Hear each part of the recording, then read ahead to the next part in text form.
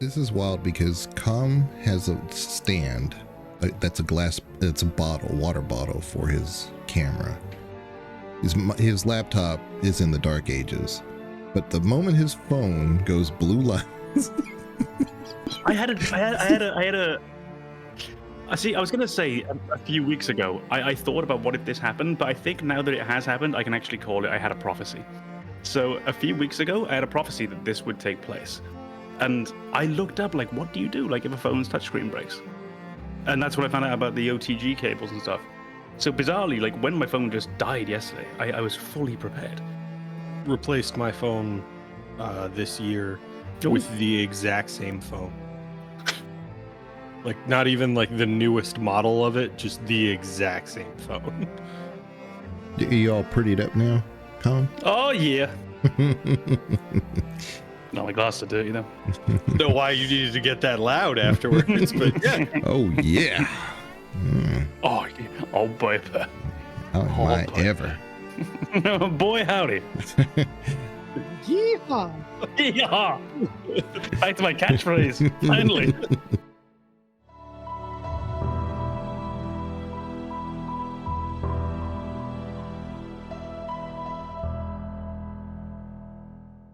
Before we begin, the Gamers Advocate would like to remind you that any episode could contain game spoilers, so watch or listen with discretion. And now your hosts, AM Comnenos, Banana, and Legion.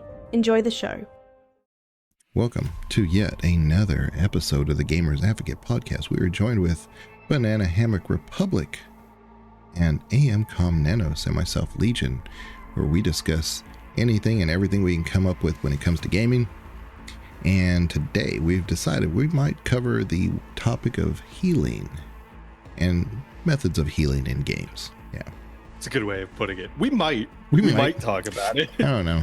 We're kind of on the fence. We're going to start off with healing, and then we're probably just going to go this way and that way. Yeah. So I was like wondering how you introduce your thoughts about this. Well, personally, I love healing. Yeah. It's such a bizarre idea. Yeah. I don't like games that have healing in them personally. It's good to lay down your marker nice and early. I'm not a fan of doctors. Yeah. Yeah. And I guess it's important to kind of bring that part up. It's like, what specifically are we talking about? Like games with, like, as the mechanic for healing, or are we talking about the subject of healing? But I think we were trying to be specific about the methods of how you can be healed in a game. And this happens a lot with RPGs, of course, action games as well. Which is kind of funny because, you know, even the most realistic, like, battlefield combat game, you're going to have a heal. But in some of those live action where you have, like, squad combat and stuff, I mean, that's the point of it, is, like, you're going to die. There's not, like, a quick bandage there. So it is interesting how the realism takes a precedence in those situations. But oftentimes with an RPG especially, you want something to kind of counter the situation, whether it's a health potion, whether it's a quick bandage or whatever. They all kind of work the same way, but the point is to kind of give you that recovery ability if games like, I guess, Baldur's Gate do something unique because you can also just do a rest, but that's taken in Dungeons and Dragons mechanics. So quick rest, long rest, whatever, to reset also your spells and stuff, but the healing mechanic is inside the resting mechanic. So it's kind of interesting for that type of game. But do you guys have any particular mechanic that you prefer? Well, I think it very much depends on the game, and you really began to hit on the point then when you're talking about the difference between a game like Battlefield or a game like a more classic RPG or something similar. You have to decide, how much does it matter that the player dies? How much does the realism matter? And how much control do we give the player over stopping themselves dying? A game like Battlefield, it doesn't really matter because you're going to come back in a few moments anyway. In Helldivers, you can heal, but you don't really need to. Healing doesn't feel like a massive part of the game because if you die, you just come back. And yes, you have your reinforcements limit, but if you die, you just come back. Nothing has changed. You're the same character, give or take. You drop back in, on we go. An RPG is going to be a bit different because you've got progress, and you've made that solo progress since the last time that you died, or that you reach a new level, whatever it might be. So you want to stay alive so you can keep making progress. We tend to let realism get sort of thrown to the side there, and we'll give you potions and we'll give you sleep mechanics, whatever it might be. And then you've got a game which I've been playing recently, which leans a bit more into the realism. It's an adventure too, and it's Metal Gear Solid 3 Snake Eater. And Metal Gear Solid 1 and 2, you have these rations that you equip on your character the entire time through the game, and when your health bar gets low, you just use the ration, and your health goes back up. If the ration's equipped, then when you die, it's auto-used. So if your health goes below 0, it gets used up. Perfect. Snake Eater doesn't have those. You just have a health bar, and as far as I can tell, and I'm near the end of the game, so this could be shameful if I'm wrong, it doesn't have items that heal you in that way. You just heal slowly over time when you're trying to stay alive. And for that kind of game, it makes perfect sense. It's a game about dropping in with no equipment, completely naked ostensibly, into this battle zone, trying to sneak around, trying to stay alive. And now your healing is done by not having enemies attack you. They're using the healing mechanic to enhance the gameplay, because he wants you to sneak around. Whereas if we give you healing items in a game like that, we're giving you a bit more carte blanche to pick up your machine gun and go running into the trenches and trying to kill everyone. So there's not really a favored form of healing. It's going to depend massively on the kind of game, and you can even use healing in your games to communicate what do you want the player to be doing? How do you want the player to be playing this? Yeah, I think you're absolutely right with kind of the variability with healing really depends on the game, and that realism is, I mean, almost non-existent when it comes to healing, because nothing ever makes a lot of sense as far as healing, because fundamentally what you're doing is taking a process that always takes time and making it instantaneous. So there's no real way to maintain realism there.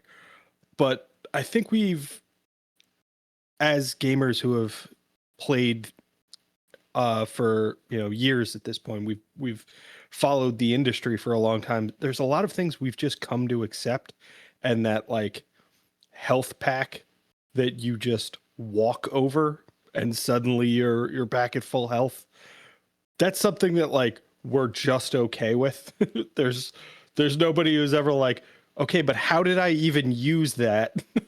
Yeah. And what is in that health pack? Because there's some very funny healing mechanics across games, and we've seen memes from the Legend of Zelda games recently where they you'll quick enter a menu and eat 40 cheese wheels in a boss fight to regain your health, and then you're like, all right, now I'm ready. I definitely don't want to throw up. And then, there's the healing mechanic in Dead by Daylight where one of the other survivors will wander over to you, just give you a back rub for like 20 seconds, and then you're good to go. It's just a really, really amusing way of being like, no, they're healing you. We didn't want to actually think about what that animation should look like. I mean, they should really be suturing wounds, but they're just gonna give you a back rub. Yeah, just a snuggle. A snuggle fights against murder stabbing. It's more of an emotional kind of thing. Yeah. I'm feeling broken down. I need some support. Yeah. Well, I think going on from that, Snake Eater does have a mechanic in the game where you are supposed to cure yourself. So outside of your health bar, you can be affected. So if you get shot, for example, then you actually have to deal with that wound. And what that entails is you go into the cure menu and you select the wound and you click knife to remove bullet, and you click disinfectant and you click suture, and we're done. So even when you try and do this, because you're not doing this to someone's body, you reduce this healing mechanic, which is really realistic in terms of its detail. You reduce it down to 3 button presses and a nice noise every single time you do something.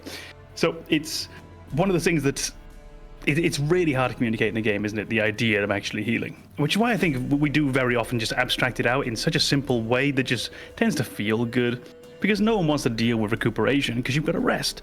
No one wants to deal with that because you need to, have hot liquids or like dry foods or whatever. We don't want to deal with that. What we prefer is to do what Doom did in the remakes, which is as you destroy enemies, they drop health packs. And you get extra health packs, I believe, if you get up and do like the super visceral kills or whatever they're called. Brilliant. It's another example just using your gameplay mechanics to encourage the player to play in the way that you want them to. Doom is supposed to be a game about not being behind cover, charging in, shotgunning things, and running off. And if you do that, the game rewards you. And one of the ways it does that is through healing. Yeah, I definitely think there's a lot of those games where healing is like your reward for playing the game in a specific way, and that I love that mechanic in games where like there's some way of regenerating your health by playing the game in a specific way. I think overall the kind of we've talked about this with Magic before, and the idea of just like, don't think about it too much, like just accept it. Weirdly, that works for me with healing so much, where it's nano machines or something, or magic, you're just being healed, don't worry about it. I don't know that I really want to think about it too much. Even in games, I was thinking of a game that I really enjoyed. It is focused on surgery. It's a surgery simulation game, but it's so ridiculous to the point that like when a patient starts struggling and they're like in critical health, you just give them an injection of something. It's never really even explained what it is. It just stabilizes them. I'm thinking of the game Trauma Center, which was a hilarious kind of combination of surgery simulator and visual novel for the Wii. And it is not a great game, but it is incredibly fun and hilarious because it's super melodramatic. And there are these like really intense, not great voice acting moments in that game. And then the gameplay is just nonsense. It's like, it starts off with scalpel. All right, forceps, sutures. Now I'm going to clean the wound and we're going to apply a bandage over it and we're going to send this person out. And then like the second surgery you're working on, someone has glass in their heart and you're removing it and they're fine. Don't worry about it. And then like the fifth surgery, there's aliens. So, total nonsense, but very fun game. And if your patient ever gets too rough, just inject them with, liquid life. They're fine. So I think for me, like the idea of healing in video games is always that one where it's just like, it's a video game. Just they're healing. Don't think about it. I think my mute button isn't working, which is a bit frustrating. So if I'm having a cough, I can't fucking mute it. Oh, I thought you meant trying to mute me. The game that I thought was kind of interesting that kind of breaks a lot of the rules of the mechanics of the type of game that it is, might be a contributing factor as to why it's so popular. Not the reason, but maybe a contributing factor. But Fortnite. Fortnite is that squad, battle type mechanic, and yet Slurm is in the game. And it's so cartoony, and the animations are so goofy, and it doesn't really take itself too seriously, which allows players who may not want that real visceral experience to partake in something like that and be part of a team, be part of the overall scheme of things. It's trying to like be the last one standing. So you have a lot of different elements going on at the same time, but the healing in that game does exist, and it is kind of a part of it. So it's one of those like, yeah, you can get all shot up, but you can be healed manually by another player. You can like heal yourself. You can carry it around, and there's different types of healing. So there is a mechanic there that allows for some flexibility versus being so dogged and rigid like you would have it like in a Battlefield game. So I think that may be part of also a contributing factor why it's so popular, that just the healing mechanic in it. One game that I thought I always liked seeing the healing in it was StarCraft 2. And in StarCraft, you could get zerged pretty easily by other players and stuff. But one thing I kind of like to do, and it didn't always work, because it's hard to get a good tactic against a Zerg rush. But if you had your human characters and they had a bunch of healers with them, now naturally they're not very tanky, they kind of squishy, but if you have enough in the right ratio, you can get a lot of endless healing out of all your players that are there. And if you get enough medium, not elite necessarily players to go along with you, like some tanks and stuff, it can really turn the tide on a Zerg rush. And that is so nice to see all those heals going out when all they're doing is throwing fodder at you. It is such a nice feeling saying, okay, I found the right balance here. And you know that there's going to be, an endpoint. They only have so much resources, even for a Zerg rush. So I've always liked it in StarCraft too. It has a nice little satisfying feeling. Now you have one or two, they're just there for maintenance, just to kind of heal the guys that are just hurting, maybe coming back or something. But if you put them in battle and have enough in the right ratio, it's a nice feeling to just be able to go through a camp and finish them off like that. To continue on the note of strategy games, I've always felt that the healing in Civilization was pretty badly implemented. You essentially lose control of your unit for how many turns? I mean, it can be 10 turns, it can be 5, 6, 7 turns, quite comfortably, that you simply just no longer have access to this one unit. And it's such a long time to take something out of my control to punish me in some way, and especially in the early game when you might be surrounded by barbarian camps, or it's normally that rather than an opposing army actually coming to you. So it's something you have to deal with. You don't tend to have many warriors. You might have maybe 2 and maybe a slinger at the very beginning. And now you're going to take them away from me for all of these turns just because I was dealing with something I have to deal with? There's a real frustration to just losing access to that person. And if you don't go and heal them in this way, well, they're going to die. So you're left in this really invidious position where you have to make this choice between, do I now risk this individual dying? Do I walk them all the way back within my territory to speed up the healing? I think that works in some of the civs. Do I just park them up here, fortify them for goodness knows how many turns? Well, I got 2 other units that are okay. Are they just going to wait around as well and do nothing, even though I could be advancing on? Well, they kind of have to wait, because if I advance them on, this one now gets isolated, and these 2 might not be enough to go and win this battle up ahead. So I always found that just to be incredibly frustrating more than anything else. And I realized you do need some sort of representation of attrition in the game, because we need something to potentially discourage people from advancing too far across the board just with their armies and leaving them alone. But the method that they did ultimately find, and which seems to have been the method now for goodness knows how many games, I haven't played 7 yet, but I'd imagine they probably didn't change it. This mechanic I always thought was just one of the parts of Civilization that just felt incredibly poorly implemented, which given the overall quality of the game seems so bizarre, and how much they've refined this game over the years.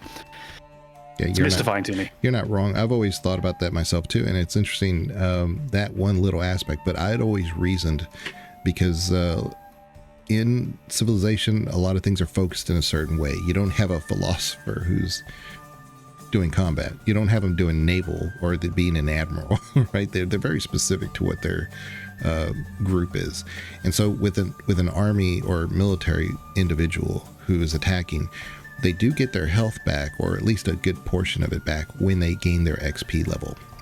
So the concept, I thought, was, if you're going to make them attack, have them attack.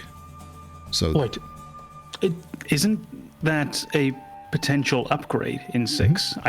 I think you can trade off, and you can either upgrade a stat or you can heal. You can do that in that one, but I think also you do get some health back and just stat bonuses. It's been a long time. Since almost what I can remember from at least 3.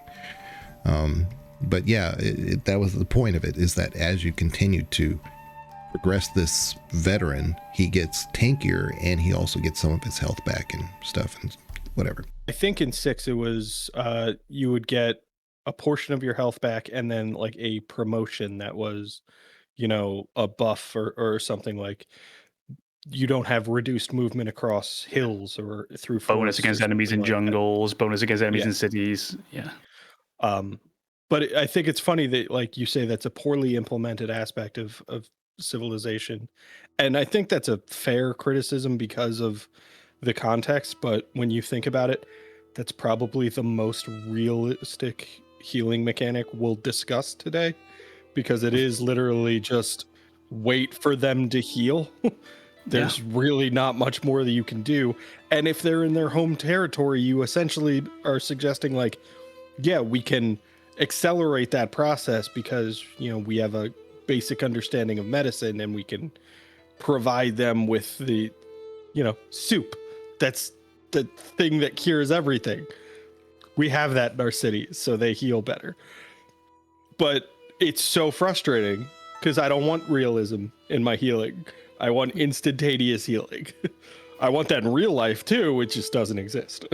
Yeah, and this is the thing, isn't it? It's fine. It's a game like Civilization. There's so many things in there that are abstracted out. There's so many things in there that are a bit more realistic, and it can be things like building times. It can be things like your economy in the game can actually be surprisingly real in the way that it feels and the way that you focus it. Whether you focus down the agricultural path or the money-making path, or when the time comes and you divert it towards the military and you realize, wow, actually, I'm doing all of these things to get extra soldiers.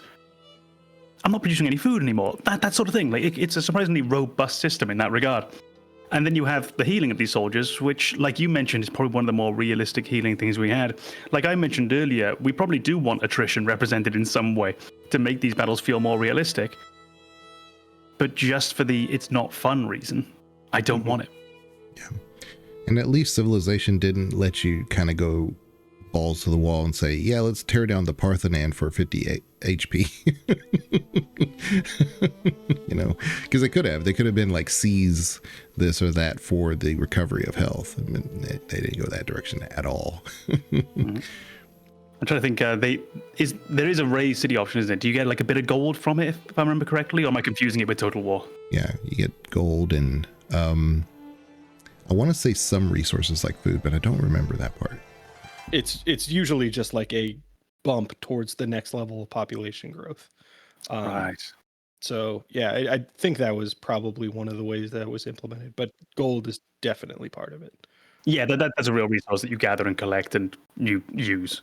Yeah, I think it was 5 that introduced the cultural win. So that way, if I put my cities here and here, and then I had like a city state or something else that wanted to like rebel or an enemy, I could culturally have them influenced to my side. But if they wanted to go to war and I've already isolated the area, I may want to raise it because they're not going to be able to grow from that spot anyway. Because, but yeah. Or you could be a decent human being and let them live. No, because then they're not going to live very long because their population won't support it. What civilization were you playing? Sorry, I forgot you were playing as Gandhi. Yeah. Yeah. The worst general of all time. Absolutely vicious.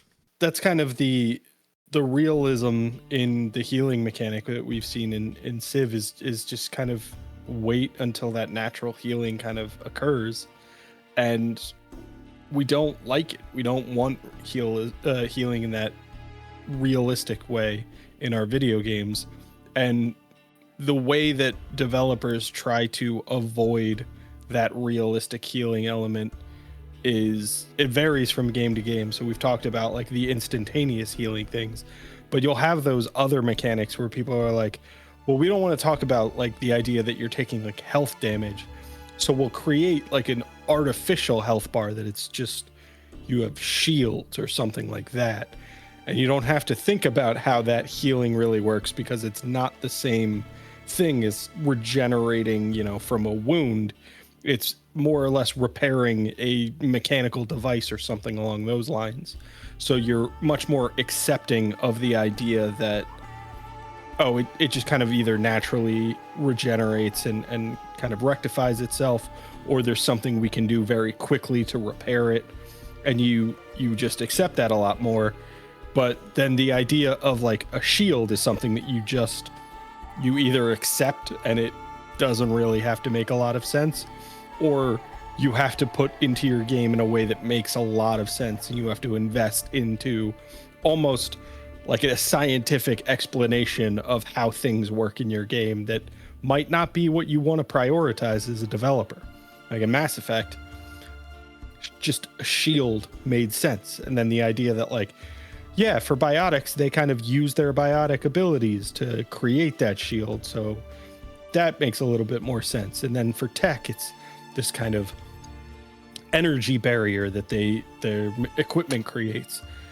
That all felt very appropriate for Mass Effect, but then when you move into other genres or other video games, like the idea of a shield doesn't necessarily make a lot of sense. I think this is where the two genres in particular, not genres, sorry, but two styles, two settings that really they find it simple in terms of healing mechanics to make them feel somewhat legitimate is sci-fi and fantasy. Because in sci-fi, you can wash it away as, oh, it's space healing now. We're better at this than we used to be. And in fantasy, you can say, oh, it's magic healing now. Yeah. So that's why it works here. You tend to find sort of an uncanny valley healing when you have games that are a bit too realistic.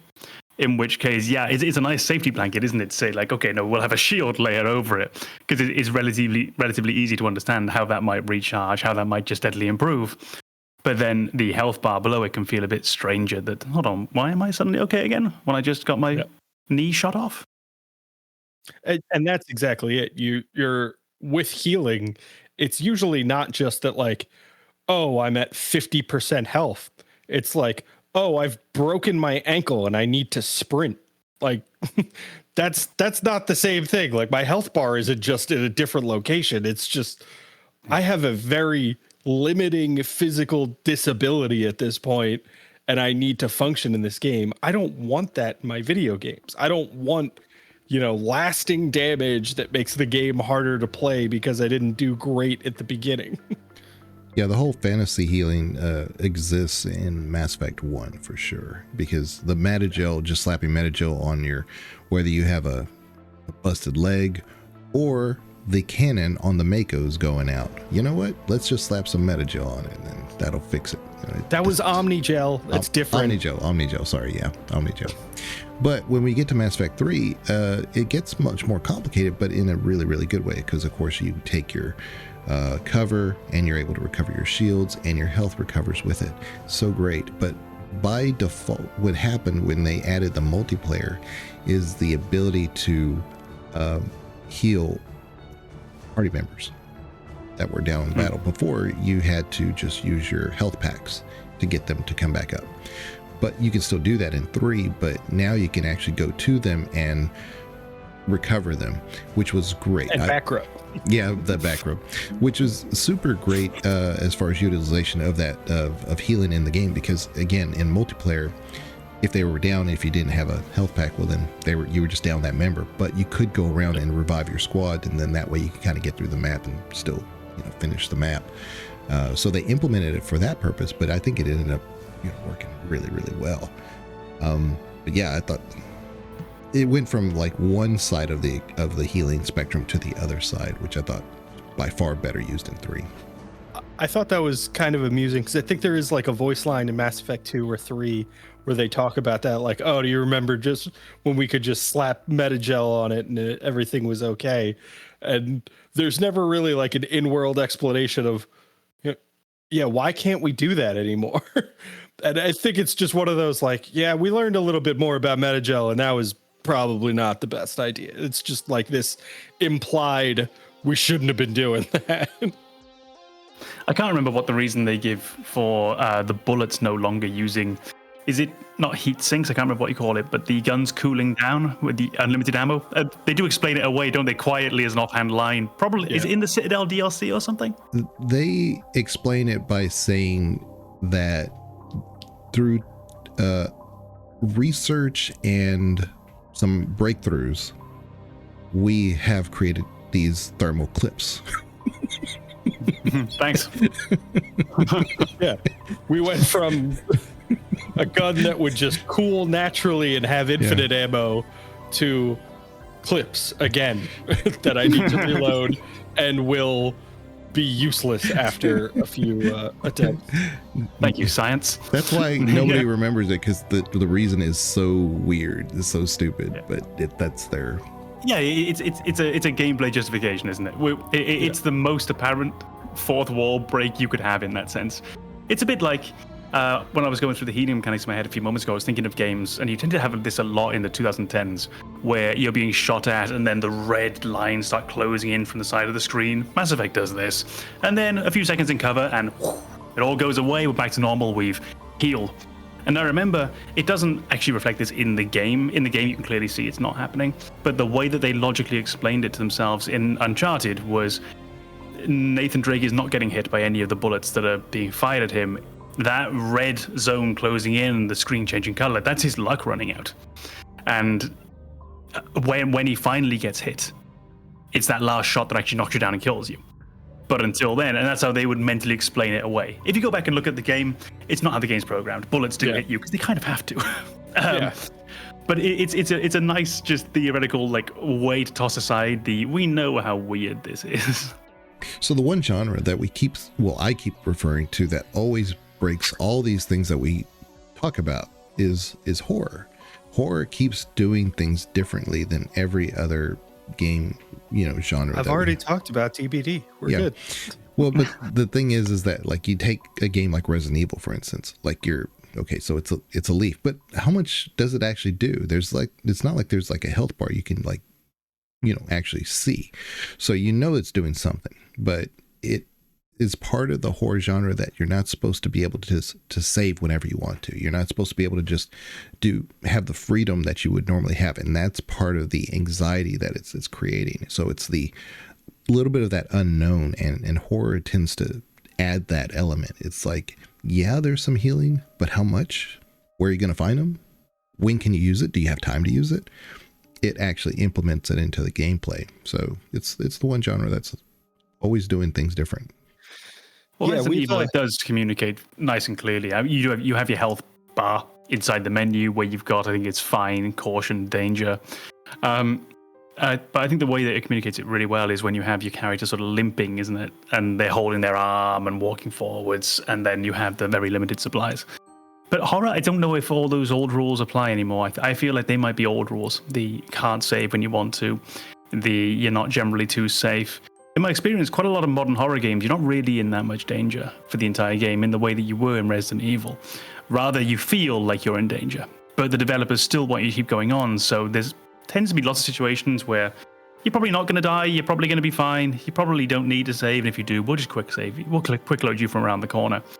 So I actually generally disagree that's how horror games are done nowadays. I feel that they've moved on a lot and adapted to modern gaming with quick loads, not quick saves, but quick loads, checkpoints. It's much harder to die than it used to be. And generally they communicate very, very well to you, damage you've taken, and you tend to heal automatically. And I think it's a shame because it is one of those genres that I feel is somewhat enhanced by that precarity that you would get in some of these older horror titles.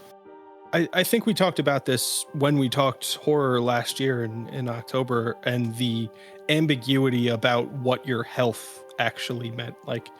I'm in caution. Well, the hell does that mean? How many hits can I take in caution before I die? That's not a very well-known number, especially if it's your first playthrough. So you're all right, I went from caution to critical or something like that, and now I'm going to try the green herb, and that just bumps me back up to caution. I could have mixed it with the red herb or the blue herb, and if I was poisoned, that's cured as well. And so I feel like that lack of information adds to the horror element because you're always feeling that precariousness. So you're all right, well, I took a hit from a regular zombie and I went from fine to caution. And then I took a hit from one of those weird chimera zombies that's part, beetle or whatever, and has scythes as pincers and stuff. And you're all right, well, that moved me all the way to critical immediately.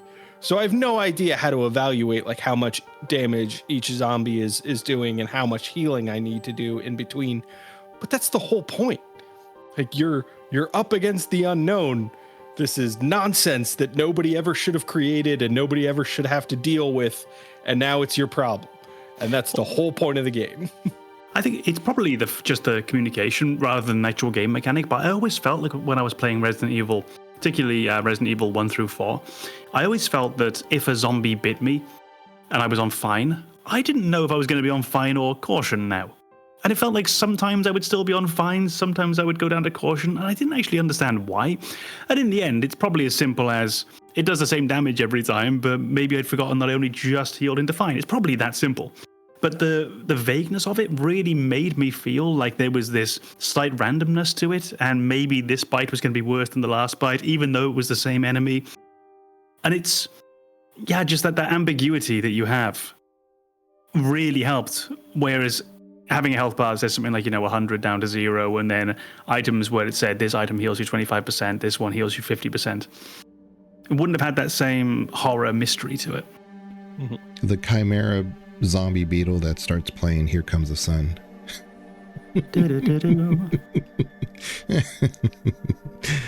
I was trying to imagine like the beetle. Which beetle would that be? Paul? John? Well, if it's playing Here Comes the Sun, Paul's dead. George Harrison. Well, he's not, but He was in that one album, so. I think it's my favorite conspiracy theory is Paul McCartney died. So yeah, they just happened to find someone who looked exactly like him, sang exactly like him, wrote songs exactly like him. Yeah. Easy. Yeah, of course. Well, when you realize how derivative the Beatles are, it's pretty easy to find somebody to replace him. How do I burn banana through my computer? Incinerate. It's cast incinerate. It never hits, Legion. We know that. Banana. Yeah, not in Insanity, apparently. Yeah. Yeah. So I decided to turn off. I was like, Incinerate's my go-to as an engineer. I was like, nothing. They're just dodging it every time. I'm going to do Overload. That's it. Super annoying. If I remember correctly, when I was playing Mass Effect on Insanity way back when, to hit with Incinerate, you had to sort of like bunker down the enemy at the same time. You had to be peppering them with bullets whilst the Incinerate was going so that they couldn't move.